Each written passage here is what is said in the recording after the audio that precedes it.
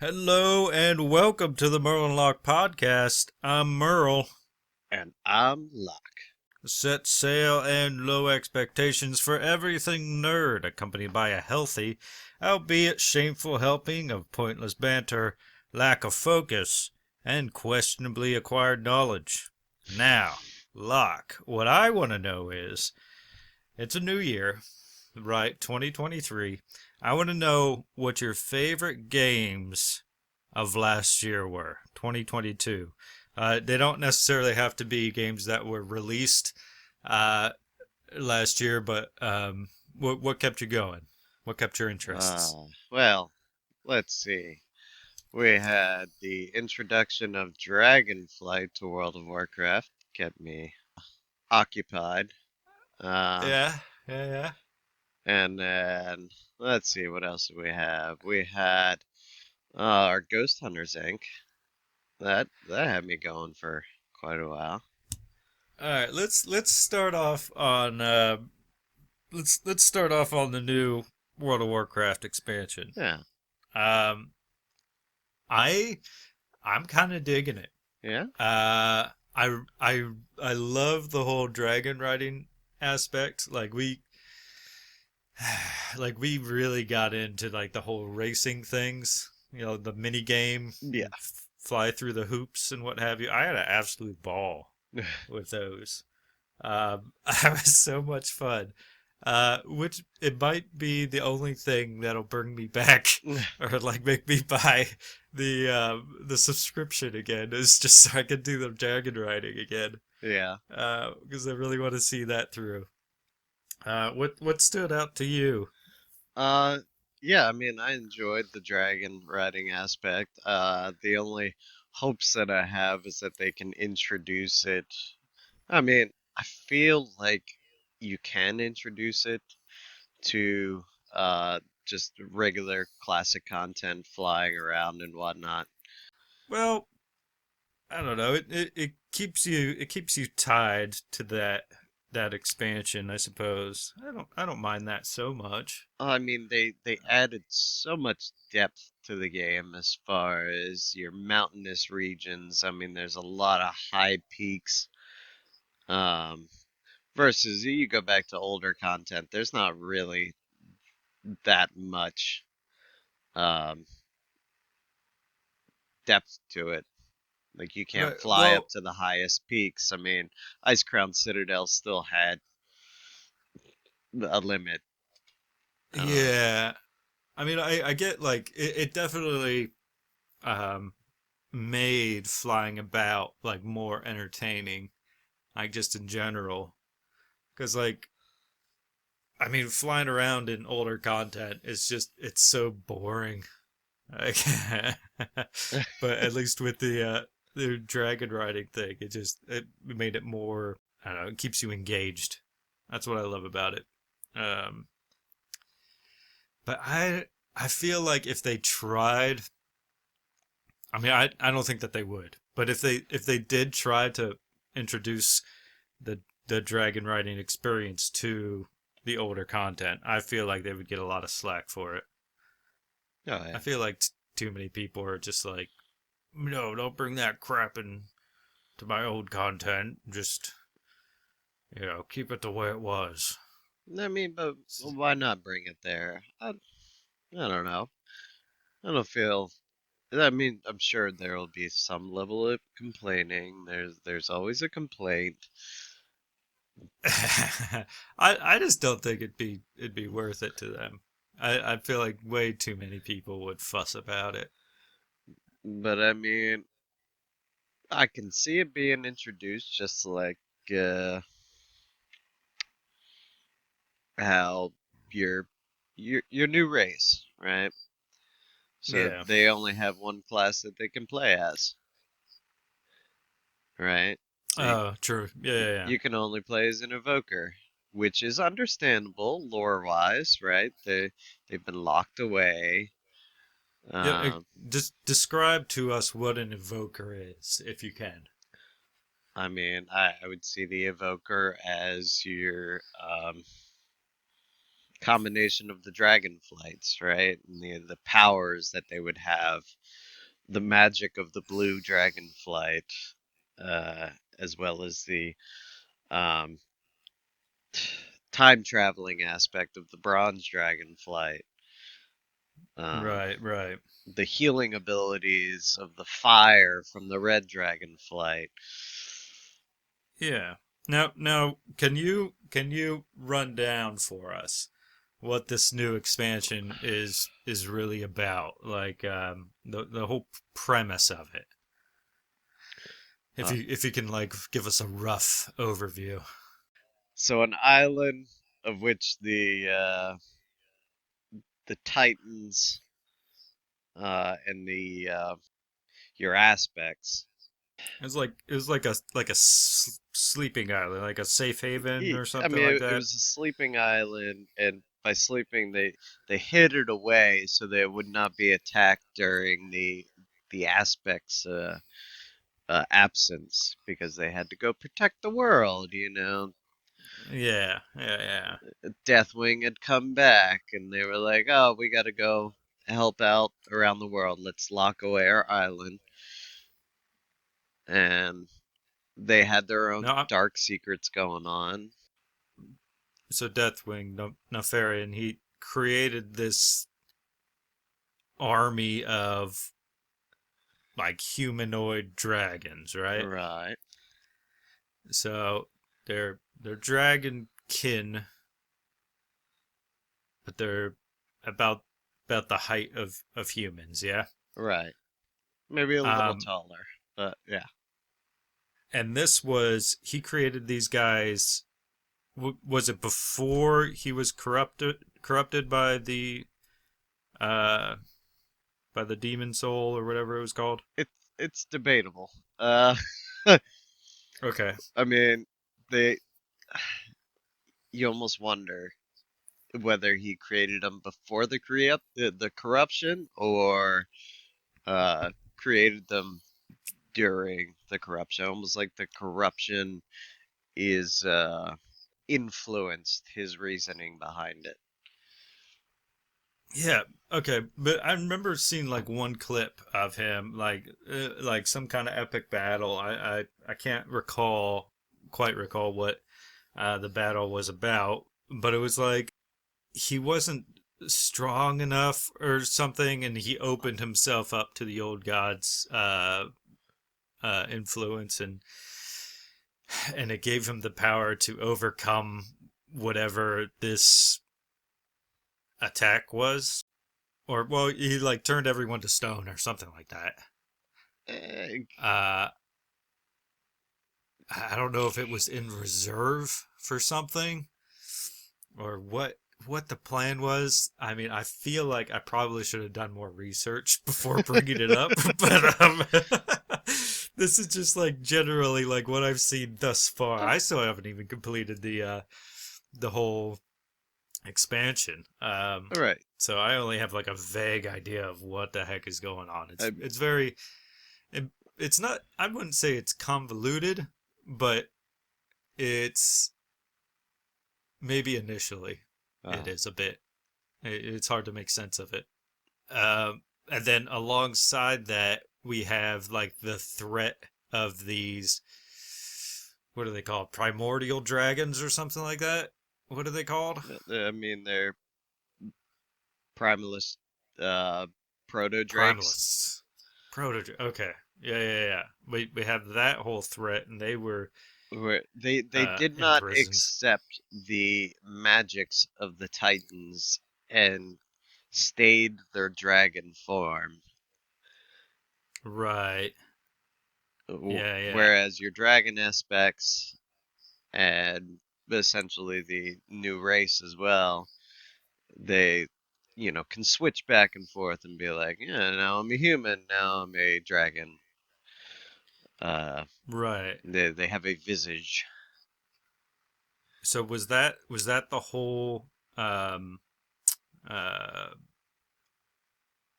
the whole thing with Nelfarion raising this army of dragonkin? Was that to fight the primalists and their I mean, armies or whatever. Also debatable.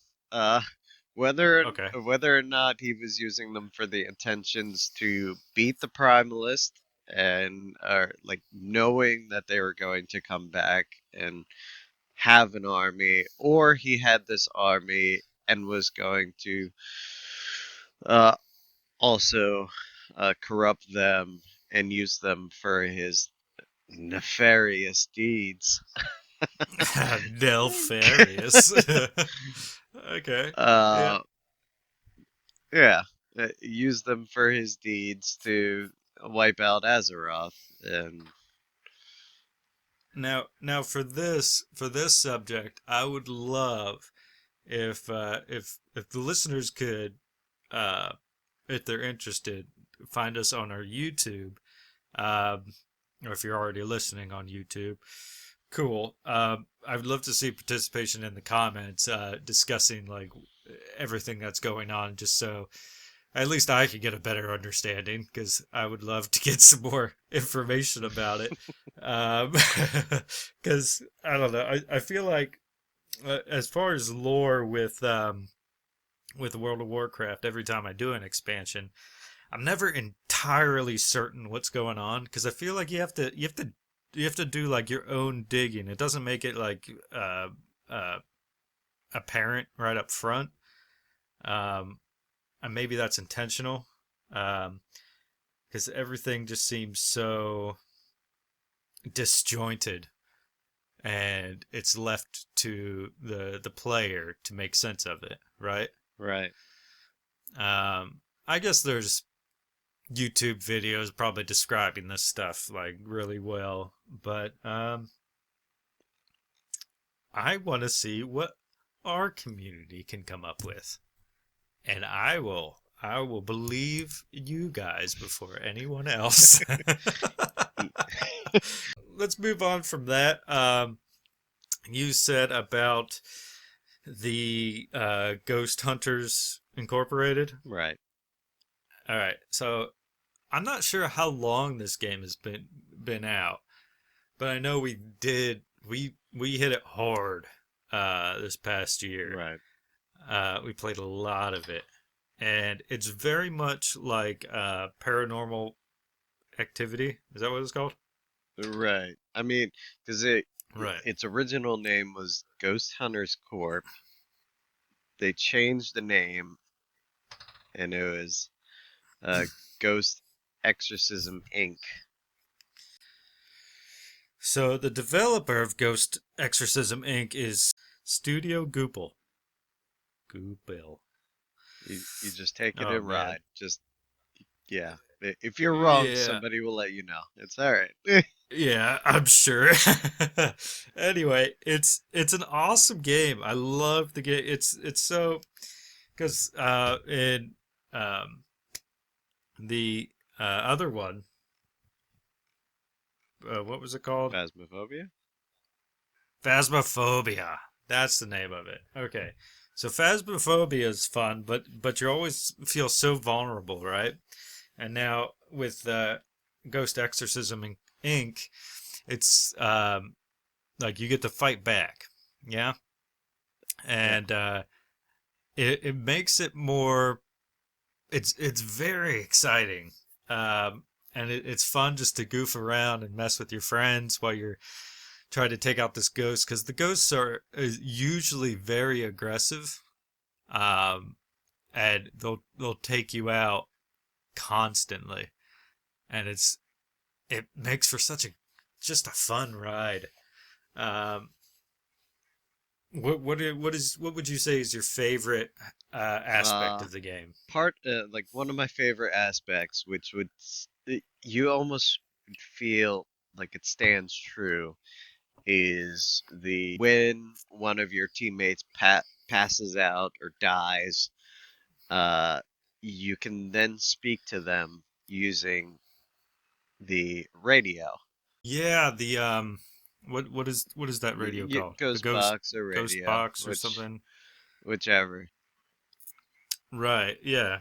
So like you use that as a means to identify a ghost, where you'll go to this thing called the Dread Origin which is something that you'll usually have to like recite a incantation type thing to dispel this dread origin. Um, but if you bring like this voice box on or radio to the dread origin, you can talk to the ghost. Oftentimes, it's one of the identifiers. If sometimes it doesn't work, but if this ghost requires you to use that to identify what kind of ghost it is, it'll say something to you, right? And it works the same way with your dead buddies. If you're holding the radio and your dead buddies are nearby you, following you around and observing, they can actually talk to you through this radio, and it's a lot of fun. I love that. I absolutely love that too.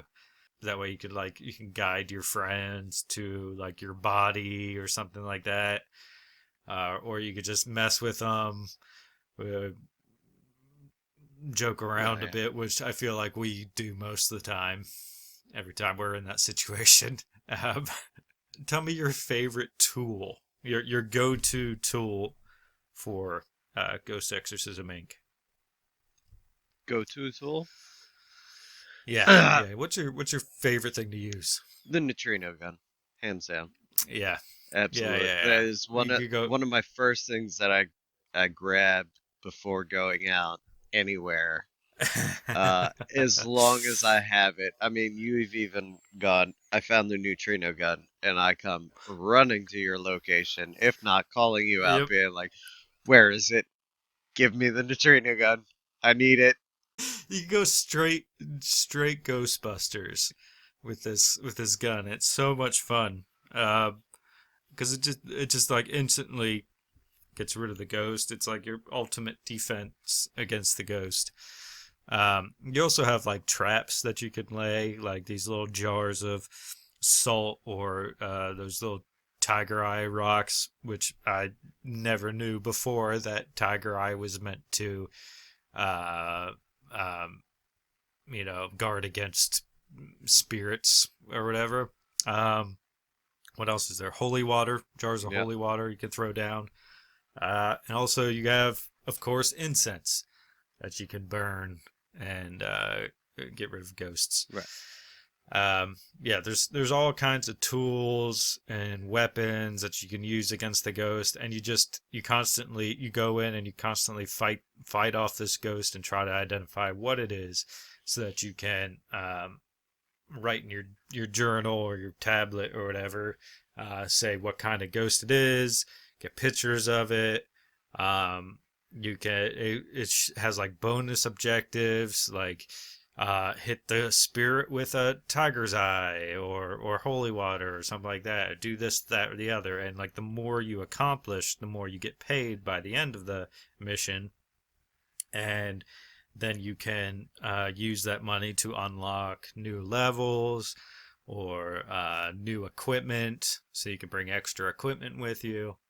Um, and yeah, I think it's all around a load of fun. I mean, even when we unlocked everything, or pretty much everything, we were still like that excitement of each level remained. Mm. I mean, it didn't matter like how well we were we were prepared. Like it was always like the same excitement. I felt like. Um, I hate the puppets. Ah, no, That's you know you love them. there's these there's these little uh what kind of puppet is it called? It would be like a ventriloquist dummy. Yeah, yeah. It's like that, and like sometimes it's possessed. Sometimes it's not, but sometimes it is possessed. And if you get if one of those spawn in the level that you're the mission that you're doing, and it is possessed, it will scare the ever living shit out of you. Man, it's like the biggest jump scares that we all experienced playing this together was from those little ventriloquism dolls. Um, and it just makes this unease in you. Like I guess you can use the neutrino gun on it, Yeah, but it spawns somewhere else then, right? right. So you can get rid of it. Like if you need to get into a certain room and one of those dummies are there, you can shoot it with a neutrino gun and it'll disappear, but then it'll spawn somewhere else at random. Um, so it doesn't ever leave, um, and it remains possessed until you take out the ghost. Right. Uh, yeah. Anyway, all right. So that's Ghost Hunters, or Ghost Exorcism, Inc. Uh, is there any others that caught your interests? Uh, Any other games? well, I mean, we could talk about my once love and interest of Dead by Daylight, but we probably don't want to go there.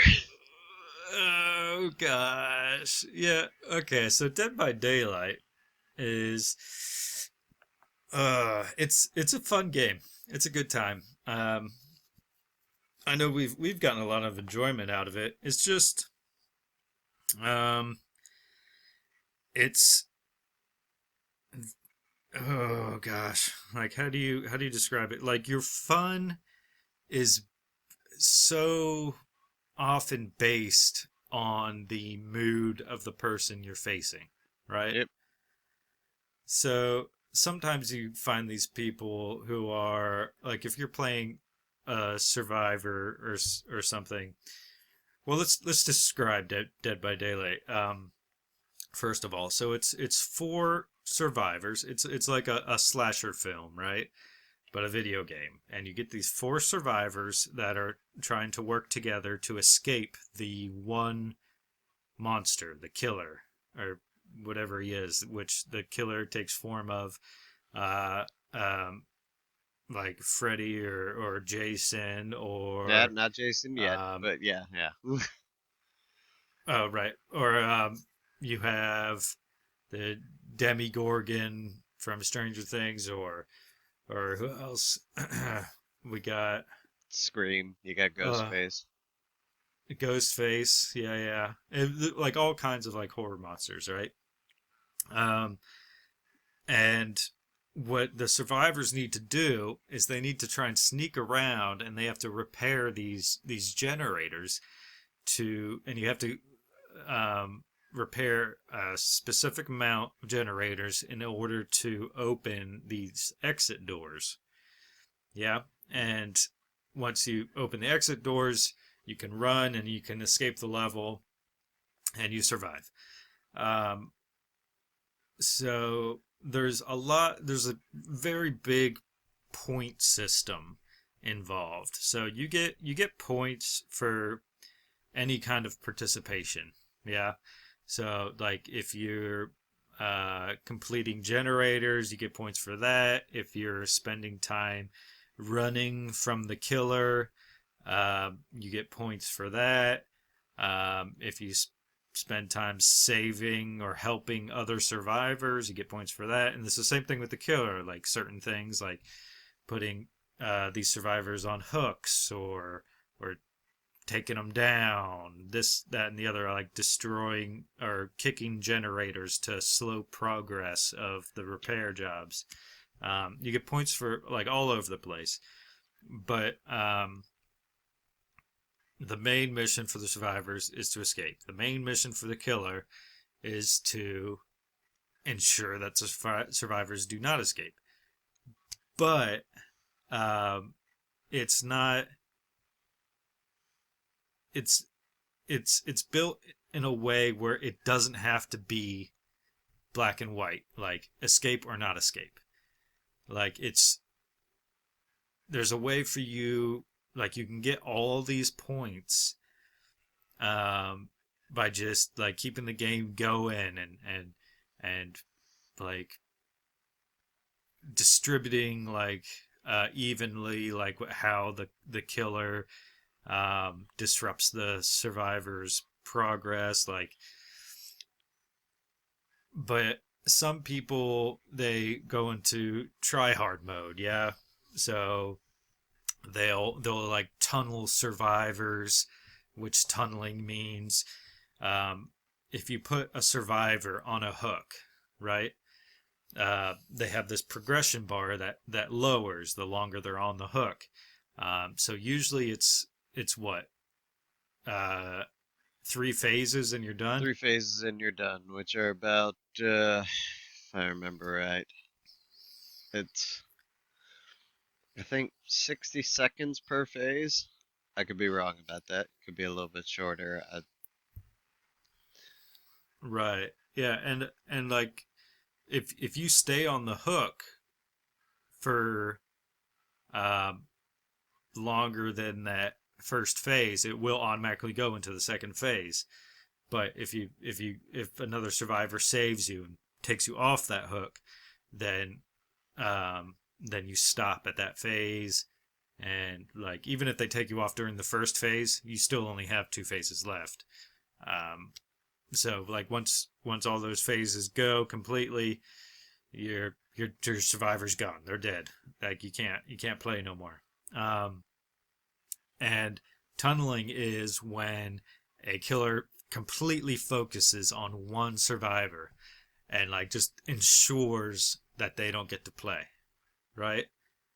And he's just trying to get rid of some people. So there's less people running around and taking on these generators, which like okay, it sounds fine, right? It sounds like when from the outside looking at it, it sounds like yeah, okay, that's a good strategy. Yeah. Yeah, But like, oh, that's every, viable. Yeah.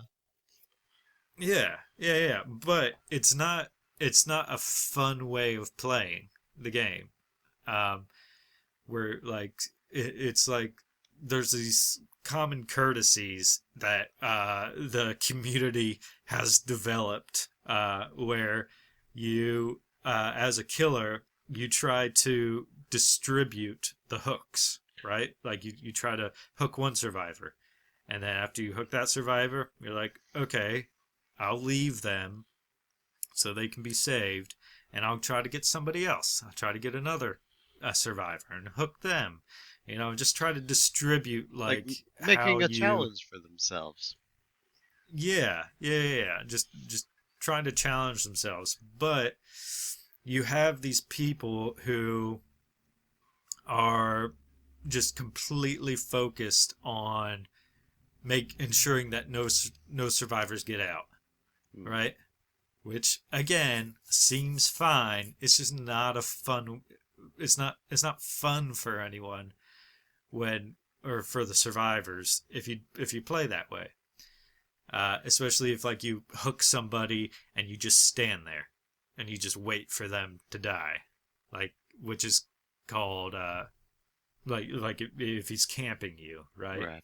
Like he refuses to leave you when you're on the hook, and he just wants to ensure that you die pretty much right off the bat. And yeah, it's all about. It's very dependent. The fun of the game is dependent on sportsmanship, right? And the developers give the gaming community too much credit because there's some real jerks in the gaming community. And I mean, I guess that's the case with every community Yeah. though, but at the same time, like the toxicity of the gaming community, it's I like part of me wants to say it's incomparable, but maybe that's just because I'm in it. I'm not participating in too many other communities, so I can't say for certain. It's just what I'm used to. Yeah, Yeah. yeah, that makes sense. But it's a fun game. It is very fun. It's just again, it's very dependent on who you're playing with. And a problem that I've noticed is once they changed the ranking system, I've had too much bad luck getting into games where people are just absolute tryhards. Like they see, oh, well, this is what I'm supposed to do. And by supposed to do, I mean like they're going to use the same strategies over and over again. And unless Yeah. unless you are one of the last survivors being looked for, like, and you just let your people die on the hook. I mean, the ranking system just changed things, and not for the for good either. I mean, it just made things terrible. Right. I'd seen Uh, more variety during the old ranking system and having good games, bad games, um, games where you're like, what is this? Like, you had people just goofing off, which actually at least added some variety, some fun to the game, you know. I yeah. remember when I Yeah. first seen it, because I mean, I played both sides of that game. I'll play killer, I'll play survivor. And before I even knew what was going on, you know, I was playing killer and people were like coming up to me, poking me, you know, doing the Hmm. pointing, but they're like right up against your gut. And Yeah. Yeah. I'd goof off with them, and I, Uh, depending on my no, mood, continue. I would Continue. either let four people out, like depending on how they all were, or I might just choose one and be like, you Yeah. know, you seem the most fun. I'll let you live. Right. Yeah. Like sometimes you meet these gems of people, right? Like which gives you like a renewed faith in a sense. Like you'll come across these people who are just like all jokes, they're good sports, they're playing to have fun, right? And like in any game that you play, like coming across these kinds of people are just it's like a godsend. Like it changes your entire mood, your entire outlook, and it keeps you coming Yeah. back. Um, because because you'll see time and again, like the amount of time you sit down to play this game, yeah, it's it's like you'll sit down and play it and you'll have like an awful round where everybody's being a bad sport, people are getting tunneled and it's just awful. And then it ruins it for you. So when you play the game the next round, like you queue back up to play another round, you're already like in a bad mood and maybe you're being toxic to somebody else because you just had an awful experience. And it's like this just continuous It's just a like vicious cycle. yeah, exactly. And and we just have to remember to break the wheel, as it were. um, which is a real challenge, you know. Uh, but it takes an insane amount of patience to try to I don't know realize this sense of community again because we are as gamers we're one big community of degenerates, yeah. um and it's up to us like whether or not it's enjoyable for everyone. And admittedly I, there's a lot of people who are just miserable folks and they play video games just to take out their frustrations on others because they can't do it in real life. Which I mean I understand. I mean, yeah, you can't like troll someone in real life or you'll get your ass kicked, right? But in a video game you're anonymous, like, and it's kind of freeing in a sense. You can be whoever, but they just don't realize the repercussions of what they're doing. Uh, People that are less empathetic, I suppose, are more likely to be kind of trolly uh, or mean, cruel. Um, but well, they're like your this older is sibling. They really don't care about your feelings in the matter. They just, yeah, yeah, and it's and they're I like, well, mean I like had I fun. get it. Yeah. No, like I absolutely get it, you know? I mean, Like taking out those frustrations, but man, like we're all just people. We're all just trying to have a good time. It's up to us how pleasant or unpleasant this community is. I mean, because we don't. I don't feel like most people consider it to be such like a community. I think people just they isolate themselves sometimes, where they're just like it's just me against these other people, Hmm. these strangers, these people I don't care about. Um, but again, like every now and again, you'll find those gems, and that's what keeps me going back to these multiplayer games, these MMOs, whatever it is. Um, and if we go to it, uh, Modern Warfare 2 just released at the end of last year. Yeah. Um, and I've actually, over the past month, I've been getting into it, the Warzone, and uh, or not the Warzone, but the DMZ beta. I think it's still in beta. It's like a what is that Tarkov game where like you get dropped in to a map and you try to gather up as much loot as possible, and its map is mostly made up of a bunch of AI, but there are players dispersed throughout the map. So um, if you come across players, it's one of those things. It's like you can view it as either kill or be killed, or you can even team up. Like if you, because it's open chat, like you could be like, "Hey, you want to stop shooting and team up, and we can escape together."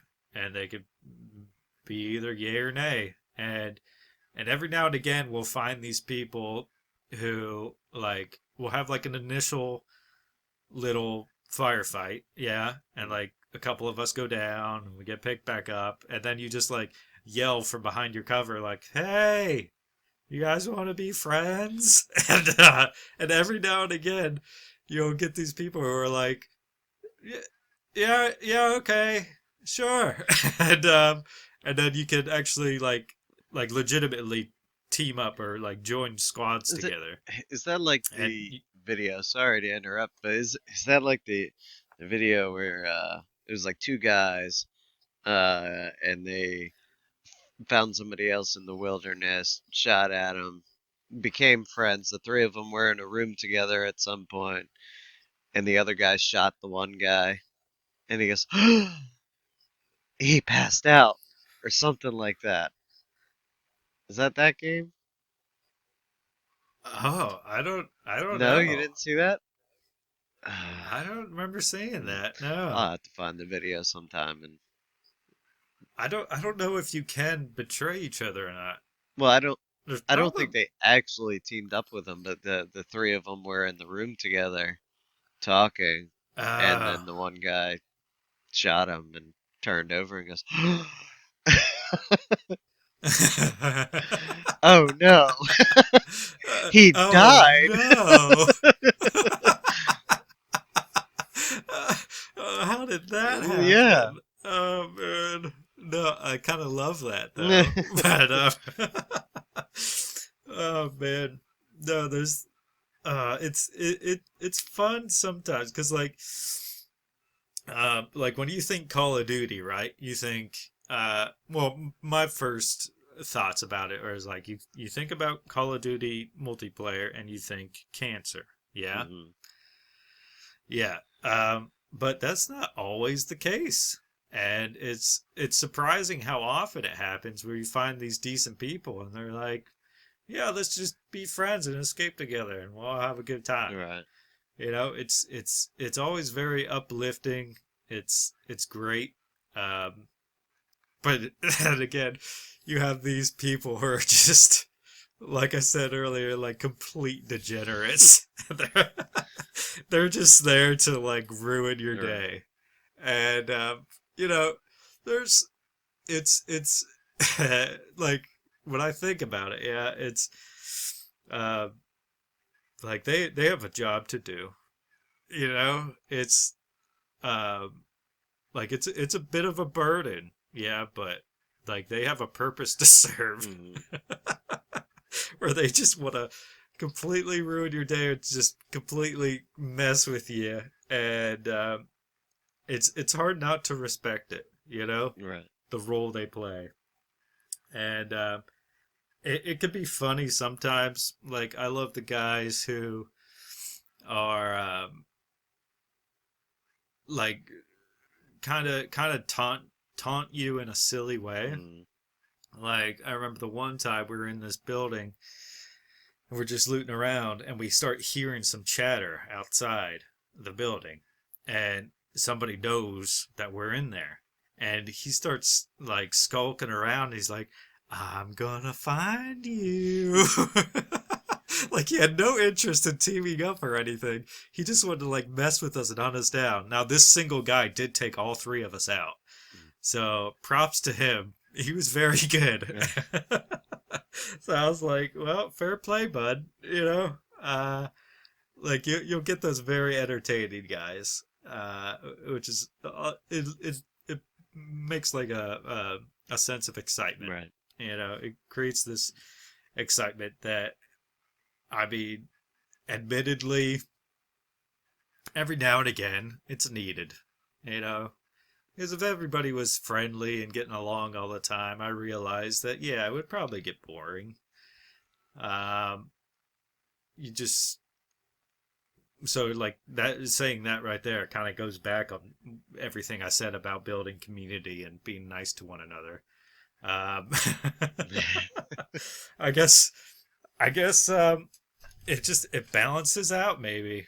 You know, I'm having an epiphany in this moment, um, where I feel like maybe everything is right as it should be, uh, and it just creates this balance. Uh, what are your thoughts on sportsmanship and um, toxic players and what have you? What do you think Oh, about it? I'm a poor sportsman. Uh, I mean, I I will admit, there are times where I may be a poor sport about something. Um, I will give you credit after the fact. I might still flip you the bird, but it's just part of the course. You got to take it. Uh, we got Tiny Tina's. Didn't that just release last year? that's true. We did play Tiny Yeah. Tina's there for a while. I mean, we played it for, how long did we play it for? I'm not entirely A certain. couple of months after it released? Yeah, we put some time into it. Yeah, yeah, yeah. So Tiny Tina's Wonderlands is well, do you wanna uh discuss it or The only thing that I can say about Tiny Tina's, uh, although I have not played Borderlands, so I can't give you any Oh, details on that. okay. I just know that Tiny Tina is a character that existed on Borderlands, and she is Yeah, kind of yeah. your dungeon master. So it's like Borderlands mixed with Dungeons and Dragons. It's got that old familiar tongue-in-cheek humor that you can expect from Borderlands, and yeah, it's this character who is running a Dungeons and Dragons campaign, and you, instead of playing a predetermined character from like the old Borderland, all the other Borderlands games were, like you make like a whole custom character, uh, with like you could change their appearance, and like the appearances that we developed for our characters got kind of wild, you know, which I'll have to post a picture of. I think I still have a picture of your one character. Oh, you mean I Gary? can't. Yeah, Gary. And it, like, you could make like the most haunting looking characters. Mm. and it's so funny. Uh, like the game itself is it's a lot of fun. Like, why did we stop playing? I feel like it started getting a little samey after a while. Well, I think Uh, what had happened was kind of what happens in WoW. You start making alternate characters, and then you just get drained by the same content. Like where yeah, you can't yeah. explore new things or go new routes, so you end up hearing the same story time and time again. And you're like, all right, yeah. It was yeah. I think you brought up a good point. It was a lot of creating new characters to explore things kind of differently, like trying out different classes and abilities and Mm, stuff, and trying to find your niche in a way. mm, You like what really like you um, like a class you really enjoyed, and after witnessing like the going through like the same stuff over and over again, yeah, I guess I just kind of fell off mm. and stopped playing, um, regrettably. Which may be something that I'd like to re-explore again sometime in the Yeah. future. Uh, because like I go back to Borderlands every now and again, and I feel like going back to Tiny Tina's would be a lot of fun. Thank you for joining us on the Merlin Lock podcast. If you enjoy this banter and want to support us, you can find us on patreon.com or just simply follow the link in our YouTube description. Thank you.